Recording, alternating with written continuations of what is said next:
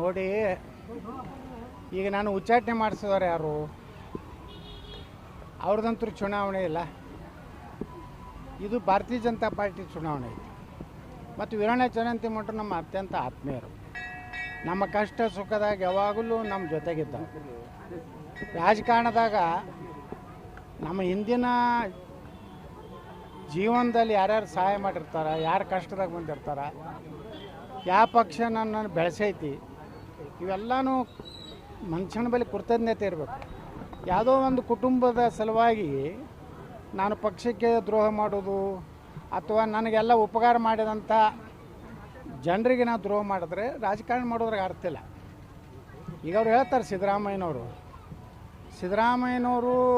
M B Patil ಹೇಳ್ತಾರೆ, ಮಾನ ಮರ್ಯಾದೆ ಇದ್ರು ಹೋಗಬಾರ್ದು ಅಂತೇಳಿ. ಸ್ವಾಭಿಮಾನ ಇದ್ರು ಅವರು ಎಂ ಬಿ ಪಾಟೀಲ್ ಸ್ವಾಭಿಮಾನ ಇದ್ರಿ. ಇಲ್ಲಿ ಒಬ್ಬ ಹಚ್ಚಡ ಶಿವಾನಂದ ಮಂತ್ರಿ ಅದನ್ನಲ್ಲ ಬಾಗೇವಾಡ್ಯಾಗ, ಅಲ್ಲಿಯೂ ಅವರು ಪ್ರಚಾರಕ್ಕೆ ಹೋಗಬಾರ್ದು. ಯಾಕಂದ್ರೆ ಅಲ್ಲಿ ಬಬಲೇಶ್ವರನಾಗ ಹಚ್ಚಡೋದು ಅವ್ರು ತಮ್ಮಂದೇ ಮಾಡ್ತಾರೆ ಎಲೆಕ್ಷನ್. ಹೀಗಾಗಿ ಎಂ ಬಿ ಪಾಟೀಲ್ರು ಸ್ವಾಭಿಮಾನ ಮತ್ತು ಅವ್ರಿಗೆ ಮೋಸ ಮಾಡಿದ್ರೆ ಅವರೂ ಹೋಗಬಾರ್ದು. ಇನ್ನು ಮುಂದಿನ ಚುನಾವಣೆ ಅವ್ರನ್ನ ಸೋಲಿಸ್ಬೇಕಲ್ಲಿ. ಇಬ್ಬರು ಕಂಪ್ನಿ ಸೋಲಿಸ್ಬೇಕು. ಅವರಿಗೂ ಸ್ವಾಭಿಮಾನ ಇದೆ. ಯಾಕಂದರೆ ಎಂ ಬಿ ಪಾಟೀಲ್ ಸೋಲಿಸ್ಬೇಕಂತೇಳಿ ಅಲ್ಲಿ ಅಣ್ಣ ರಾತ್ರಿ 1 ಗಂಟೆಗೆ ಮುಸುಕುದಾರಿಯಾಗಿ ಹೋಗಿ ಪ್ರಚಾರ ಮಾಡ್ಯಾನ ಎಂ ಬಿ ಪಾಟೀಲ್ರ ವಿರುದ್ಧ.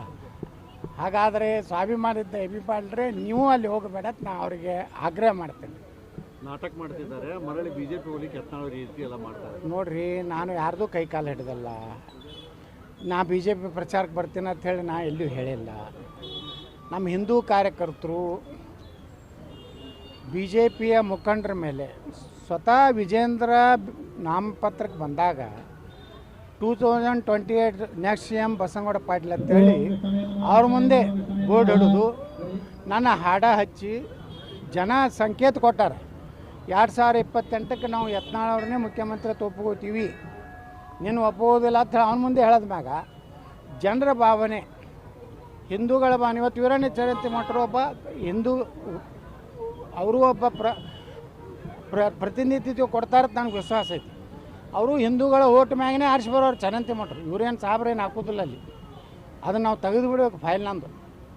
ಅದಕ್ಕೆ ಚರಂತಿಮಠರು ಭಾರತೀಯ ಜನತಾ ಪಾರ್ಟಿ ಅದ್ರ ಋಣ ಇದೆ, ನಾವು ಹೋಗಬೇಕಾಗಿದೆ. ಪರವಾಗಿ ಪ್ರಚಾರ ಮಾಡಕ್ಕೆ ಹೋಗ್ತೀರಿ ನೋಡ್ರಿ, ಅವ್ರೇನು ಕರೆದಿಲ್ಲ. ಅಲ್ಲೇ ಆಹ್ವಾನ ಇಲ್ಲ ದಾವಣಗೆರೆಗೆ. ಆಹ್ವಾನ ಇಲ್ಲಾರ್ದಲ್ಲಿ ಯಾಕೆ ಹೋಗ್ಬೇಕು? ಇಲ್ಲಿ ಎಲ್ಲ ನಮ್ಮ ಕಾರ್ಯಕರ್ತರು ಒಂದೇ ಸವನೆ. ಇವರೆಲ್ಲ ಬಿ ಜೆ ಪಿ ಮುಖಂಡ್ರೇನು ಹೋಗ್ಯಾರ. ಇಲ್ಲಿದು ಕೆಲವೊಂದು ಮಂದಿ ಹೋಗ್ಯಾರ. ಸೋಕಾಲ್ಡ್ ಲಪುಟ್ರ ಕಂಪ್ನಿ ಹೋಗೈತಿ ಇಲ್ಲಿದು. ಬಿಜಾಪುರ್ನಾಗ ಇಲ್ಲ, ಬಿಜಾಪುರ್ನಾಗ ಮುಸ್ರಿಫ್ನ ಇಲೆಕ್ಷನ್ ಮಾಡಿದ ಕಾರಣ ನನ್ನ ಮಕ್ಕಳು ಇವತ್ತು ಬಾಗಲಕೋಟೆಯಾಗ ಹೋಗಿ ಬಿಳಿಗಡ್ಡ ಬಿಟ್ಕೊಂಡು ವಿಜೇಂದ್ರ ಜೋಡಿ ಅಡ್ಡಾಡಿದ್ರೆ ಇಲ್ಲೇನು ಮಾಡ್ಯಾರ ಅವರು ಹಗಲು ರಾತ್ರಿ. ಆ ಸೋಲಿಸಿದ ಗ್ಯಾರಂಟಿ ನೋಡಿ, ನಮ್ಮ ಕಾರ್ಪೊರೇಟ್ರುಗಳನ್ನೆಲ್ಲ ಸೋಲಿಸ್ಬೇಕಂತೇಳಿ ಆಟೋ ರಿಕ್ಷಾ ತೊಗೊಂಡು ನಿಂತ ಕಳ್ಳ ನನ್ನ ಮಕ್ಕಳೆಲ್ಲ ಪ್ರಚಾರಕ್ಕೆ ಹೋಗ್ಯಾರ. ಇವೆಲ್ಲ ನಕಲಿ ಬಿ ಜೆ ಪಿಯವರು ಪ್ರಚಾರಕ್ಕೆ ಹೋಗೋದ್ರಿಂದ. ಇನ್ನೊಬ್ಬ ಗ್ರೇಟ್ ಅದಾನ ಇಲ್ಲಿ ನಮ್ಮ ಜಿಲ್ಲಾದಾಗ, ಒಬ್ಬ ದೊಡ್ಡ ಹೋರಾಟಗಾರ, ರೈತ ಹೋರಾಟಗಾರ. ಅವಾಂತರು ಏನು ಅವ್ನ ಭಾಷಣ ಬಾ ಬಾ ಬಾ ಬಾ ತಾನೇ ಆರಿಸಿ ಬಂದಿಲ್ಲ, ಅಲ್ಲಿ ಹೋಗಿ ಲೀಡ್ ಕೊಡ್ತಾನಂತ ಹೋಗಿ ಹೇಳ್ತಾನೆ ಅಂತ. ಈ ಕಳ್ಳರಿಗೆ ಹಂಗೇನು ಹೋಗೈತಿಲ್ಲ ಬಿಜಾಪುರನಿಂದ. ಇವ್ರು ಹೋಗಿದ್ದಕ್ಕೇನು ಅಲ್ಲಿ ಉದ್ಧಾರ ಆಗೋದಿಲ್ಲ ಬಿ ಜೆ ಪಿ. ಇವ್ರು ಇಲ್ಲಿ ಮುಸ್ರಿಫ್ ಇಲೆಕ್ಷನ್ ಮಾಡಿದ್ದು ಓಪನ್ ಐತಲ್ರಿ. ಮುಸ್ರಿಫಿನ ಜೋಡ ಊಟ ಮಾಡಿದ್ದು, ಅವನ ಜೋಡ ಹೋಟೆಲ್ ಉದ್ಘಾಟನೆದಾಗ ಯಾರ್ಯಾರು ರಾಮನವಮಿ ಮಾಡೋ ಕಂಪ್ನಿ ಎಲ್ಲ ಮುಸ್ರಿಫ್ ಜೋಡನೆ ಕೂತು ತಿಂತಾರಲ್ಲ ಮಕ್ಕಳು, ನನಗೆ ಹೇಳ್ತಾರಲ್ಲ. ಇವರೆಲ್ಲರೂ ಅಲ್ಲಿ ಹೋಗಿನೂ ಚರಂತಿಮಠರು ಸೋಲ್ಸಲಕ್ಕೆ ಹೋಗಿರ್ತಾರೆ ಅವರು. ಯಾಕಂದ್ರೆ ಪಾಪ ಇನ್ನೂ ಸಿದ್ದರಾಮಯ್ಯನವ್ರದ್ದು ಉಪಕಾರ ಕೆಲವೊಂದು ಮಂದಿ ಮ್ಯಾಗ ಐತಿ ಬಿ ಜೆ ಪಿ. ಅಲ್ಲ, ಯತ್ನಾಳ್ ಅವರು ನಾಟಕ ಮಾಡ್ತಿದ್ದಾರೆ, ಮರಳಿ ಬಿಜೆಪಿ ಹೋಗ್ಬೇಕಾಗಿದೆ, ಅದಕ್ಕಿಂತ ನಾಟಕ ಮಾಡಿದ್ರೆ ಎಂ ಬಿ ಪಾಟೀಲ್. ನಾನು ನೋಡ್ರಿ, ನಾನು ನಾಟಕ ಮಾಡೋ ಪ್ರಶ್ನೆಯೂ ಇಲ್ಲ. ನಾನು ನಾಟಕ ಮಾಡ್ತಿದ್ರೆ ಅವಾಗೇ ಈ ಯಡಿಯೂರಪ್ಪ ಅವರ ಮಕ್ಕಳಿಗೆಲ್ಲ ಕಾಲು ಮುಗಿತಿದ್ದೆಲ್ಲ, ಅಪ್ಪಾಜಿ ಅಂದ್ಬಿಡ್ತಿದ್ದೆ. ಅಪ್ಪಾಜಿ ನೀವೇ ನಮ್ಮ ತಂದೆ ತಾಯಿ ಎತ್ತಿದ್ದೆ. ನಾ ಯಾಕೆ ಅಂದೆ? ನಾನು ಇನ್ನೂ ಅನ್ನೋದಿಲ್ಲ. ನಾ ಬಿ ಜೆ ಪಿ ಸಲಾಗಿ ಹೋಗ್ಲಕತ್ತೀನಿ, ನರೇಂದ್ರ ಮೋದಿಯವ್ರ ಸಲಾಗಿ ಹೋಗ್ಲಕತ್ತೀನಿ, ನಮ್ಮ ಹಿಂದೂ ಕಾರ್ಯಕರ್ತರ ಸಲಾಗಿ ಹೋಗ್ಲಕತ್ತೀನಿ. ಯಾರ್ದು ಕೈಕಾಲು ಮುಗಿದಿಲ್ಲ.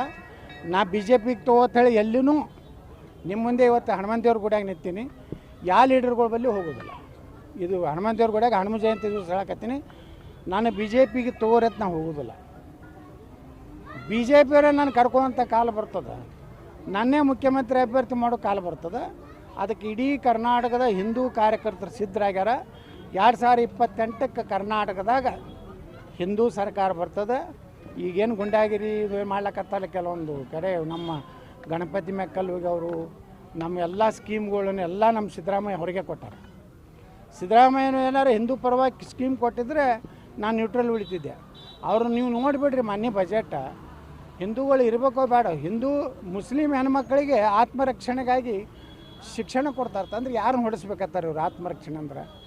ಏನು ಹಿಂದೂ ಹೆಣ್ಮಕ್ಳೇನು ಯಾರು ಜೋಡ್ರೆ ಏನಾರು ಹೊಡಿದು ಬಡಿದು ಗುಂಡಾಗಿರಿ ಮಾಡ್ತಾರೆ ಹಿಂದೂ ಹೆಣ್ಮಕ್ಳು? ಮುಸ್ಲಿಂ ಹೆಣ್ಮಕ್ಳನ್ನ ಅಲ್ಲಿ ಟ್ರೈನಿಂಗ್ ಕೊಡೋದು ಅಂತ ದುರ್ದೈವ. ಮುಸ್ಲಿಂ ಹುಡುಗರು ಹೆಚ್ಚಿನ ವಿದ್ಯಾಭ್ಯಾಸಕ್ಕೆ ಹೋದ್ರೆ 30 ಲಕ್ಷ ರೂಪಾಯಿ ಕೊಡ್ತಾರೆ. 100 ಪಬ್ಲಿಕ್ CBSE ಸ್ಕೂಲ್ ಮಾಡ್ತಾರೆ. CBSE ಸ್ಕೂಲ್ ಪಬ್ಲಿಕ್ ಎಲ್ಲ ಹಾಸ್ಟೆಲ್ಗಳು ಎಲ್ಲ ಸಮಾಜದವ್ರು ಕೂಡಿರೋಂಥದ್ದು ಮಾಡಬೇಕು. ಈ ಉರ್ದು ಶಾಲೆಗಳನ್ನು ನಿರ್ಮಾಣ ಮಾಡೋದು, ಕನ್ನಡದಲ್ಲಿ ಹೋಗ್ಬೇಕು. ಅದಕ್ಕೆ ಇಂಥ ಮುಸ್ಲಿಮ್ ಒಂದು ಬಜೆಟ್ ಕೊಟ್ಟಿದ್ದರಿಂದ ಯಾವ ಕಾಲಕ್ಕೂ ಕಾಂಗ್ರೆಸ್ ಮಾಡೋ ಪ್ರಶ್ನೆ ಇಲ್ಲ. ಕಾಂಗ್ರೆಸ್ ಜೋಡ ಹೊಂದಾಣಿಕೆಯಾಗಿ ನಾ ದಾವಣಗೆರೆಯಾಗ ರಾತ್ರಿ ಕಾಂಗ್ರೆಸ್ ಯಾರ್ದಾರ ಸ್ವಾಮಿಗಳ ಕಡೆಯಿಂದ ಹೇಳಿಸೋದು, ಶಾಮನೂರು ಭಾಳ ದೊಡ್ಡ ಕುಟುಂಬ ಅಂತ ಹಲ್ಕ ಕೆಲಸ ನಾವು ಮಾಡೋದು. ಯತ್ನಾಳ್ ಅವ್ರಿಗೆ ಈಗ ಪ್ರಚಾರಕ್ಕೆ ಹೋಗ್ತಾರೆ ಬಾಗಲಕೋಟೆಗೆ ಅಂದ ತಕ್ಷಣ ಕಾಂಗ್ರೆಸ್ ಅವ್ರಿಗೆ ಯಾಕೆ ಶುರುವಾಗಿದೆ ಅಂತ ಆತಂಕ ಶುರುವಾಗಿದೆ ಅಥವಾ ಏನು? ಹಿಂದೂಗಳು ಒಗ್ಗಟ್ಟಾಗ್ತಾರೆ. ಹಿಂದೂಗಳ ಬಳಿ ಸ್ವಲ್ಪ ಅಸಮಾಧಾನ ಇದೆ. BJP ಏನು ನಾಯಕರು ಅದಾರಲ್ಲ, ಅಧಿಕಾರ ಇದ್ದಾಗ ಹಿಂದೂಗಳ ರಕ್ಷಣೆ ಮಾಡಿಲ್ಲ. ಅಲ್ಲಿ KG ಹಳ್ಳಿ DG ಹಳ್ಳಿ ಒಳಗೆ ಪೊಲೀಸರ ಮ್ಯಾಗ ಇದು ಆದಾಗ ಅವಾಗ ಎನ್ಕೌಂಟ್ರ್ ಮಾಡಿದ್ರೆ, ಹುಬ್ಳಿ ಪೊಲೀಸ್ ಸ್ಟೇಷನ್ ಮ್ಯಾಗ ಆಕ್ರಮಣ ಮಾಡಿದಾಗ ಹಿಂದೂ ಕಾರ್ಯಕರ್ತರ ರಕ್ಷಣೆ ಮಾಡೋದು BJP ಅವ್ರು ಮಾಡಲಾರ್ದಕ್ಕೆ. ಇನ್ನೂ ಹಿಂದೂ ಪರವಾಗಿ ಮಾತಾಡೋದಿಲ್ಲ. ಒಬ್ಬರೇ BJP ಲೀಡರ್ ನಾನು ನಮ್ಮ ಸರ್ಕಾರ ಬಂದರೆ ಯೋಗಿ ಆದಿತ್ಯನಾಥರ ಮಾದರಿ ಸರ್ಕಾರ ಕರ್ನಾಟಕ ತರ್ತೀನಿ ಒಬ್ಬರೇ ಅಂದಾನೇನು ಕರ್ನಾಟಕದಾಗ? ನಾ ಹೇಳ್ತೀನಿ 2028 ಕೊಡ್ರಿ, ಯೋಗಿ ಮಾದರಿ ಆಡಳಿತ ಕರ್ನಾಟಕದಾಗ ನಾನು ತೊಗೊಂಡ್ಬರ್ತೀನಿ. ಮೊದಲನೇ ಕ್ಯಾಬಿನೆಟ್ನಾಗ 4% ಮುಸ್ಲಿಂ ರಿಸರ್ವೇಷನ್ ತೆಗೆದು ಹೋಗಿದ್ದೀನಿ. ದಲಿತರಿಗೆ, ಹಿಂದುಳಿದವರಿಗೆ, ಉಳಿದ ಎಲ್ಲ ಲಿಂಗಾಯತ ಒಕ್ಕಲಿಗರಿಗೆ ಎಲ್ಲರಿಗೆ ಹಂಚಿ ಬ್ರಾಹ್ಮಣರ ಆದಿಯಾಗಿ ಎಲ್ಲ ಸಮುದಾಯಕ್ಕೂ ರಿಸರ್ವೇಷನ್. ಅಲ್ಪಸಂಖ್ಯಾತರು ಅಂದ್ರೇನು? 15% ಇದ್ದವರು ಅಲ್ಪಸಂಖ್ಯಾತರು, 1-2% ಇದ್ದವರು ಅಲ್ಪಸಂಖ್ಯಾತರು. ಇವತ್ತು ಅಲ್ಪಸಂಖ್ಯಾತರು ವ್ಯಾಖ್ಯಾನ ಆಗ್ಬೇಕಲ್ಲ. ಮರಾಠರು ಅಲ್ಪಸಂಖ್ಯಾತರದಾರ, ಬ್ರಾಹ್ಮಣರು ಅಲ್ಪಸಂಖ್ಯಾತರದಾರ, ಕ್ಷತ್ರಿಯ ಸಮಾಜ ಅಲ್ಪಸಂಖ್ಯಾತರದಾರ, ಮುಸಲ್ಮಾನರು ಎಟ್ಟದಾರ 15-14, ಅವ್ರ ಹೆಂಗೆ ಅಲ್ಪಸಂಖ್ಯಾತರಾಗ್ತಾರೆ? ಆ ಅಲ್ಪಸಂಖ್ಯಾತರ ಪಟ್ಟಿಯಿಂದ ಬಿಡಬೇಕು ಅಂತೇಳಿ ನಾನು ನಿರ್ಣಯ ಮಾಡ್ತೀನಿ. ಈ ಅಲ್ಪಸಂಖ್ಯಾತ ಪಟ್ಟಿ ಒಳಗಡೆ ಉಳಿದೋದು ಏನೀಗ ಹಿಂದುಳಿದವರೆಲ್ಲ ಕಡಿಮೆ ಇದ್ದಾರೆ ಅಂದ್ರೆ ಅವ್ರು ಸೇರಿಸುವಂಥ ಪ್ರಯತ್ನ ಮಾಡ್ತೀವಿ. 100% ನೋಡಿರಿ. ಇವತ್ತು ಕ್ಷತ್ರಿಯರು ಅದು ರಾಜಪೂತರು ಬರ್ತಾರೆ, ಮರಾಠರು ಬರ್ತಾರೆ, ಇನ್ನಿತರ ಸಮುದಾಯಗಳು ಬರ್ತಾವೆ. ಅಲ್ಲಿ ಬ್ರಾಹ್ಮಣರು ಕರ್ನಾಟಕದಾಗ ಎಟ್ಟದ ರೀ? 2% ಅದಾರ. ಅವ್ರು ಅಲ್ಪಸಂಖ್ಯಾತರು ಏನು 15%ನವ್ರು ಅಲ್ಪಸಂಖ್ಯಾತರು. ಸಿಖ್ರು, ಬೌದ್ಧರು, ಜೈನರು, ಕ್ರಿಶ್ಚಿಯನ್ರು ಅಂತೂ ಇದ್ದೇ ಅದಾರ, ಅವರು ಅಲ್ಪಸಂಖ್ಯಾತರು ಅದಾರ. ಈ ಎಲ್ಲ ಸಮುದಾಯ ಕೊಡ್ತೀನಿ. ಈ ಅಲ್ಪಸಂಖ್ಯಾತ ಪಟ್ಟಿಯಿಂದ ಮಾಲ್ ತೆಗೆದು ಹೋಗಿತೀವಿ. 3 ಕಡೆ ಅವರು ಇದು ಲಾಭ ತೊಗೋತಾರೆ. 2Aದಾಗ ಲಾಭ ತೊಗೋತಾರೆ ಮುಸಲ್ಮಾನರು, 3B ಅದೊಂದು ಬೇರೆ ಮೈನಾರಿಟಿ 3 ಕಡೆ ಹೊಡಿತಾರೆ. 3 ಕಡೆ ತೆಗೆದು ಧರ್ಮಾಧಾರಿತ ಮೀಸಲಾತಿ ಇಲ್ಲ ನಮ್ಮ ದೇಶನಾಗ. ಬಾಬಾ ಸಾಹೇಬ್ ಅಂಬೇಡ್ಕರ್ ಅವ್ರು ಹೇಳಿದ್ದೇನೆಂದ್ರೆ, ಯಾವ ಜಾತಿ ಆರ್ಥಿಕವಾಗಿ ಸಾಮಾಜಿಕವಾಗಿ ಹಿಂದುಳಿದದ ಅವ್ರಿಗೆ ಕೊಡಬೇಕಂತಿದೆ.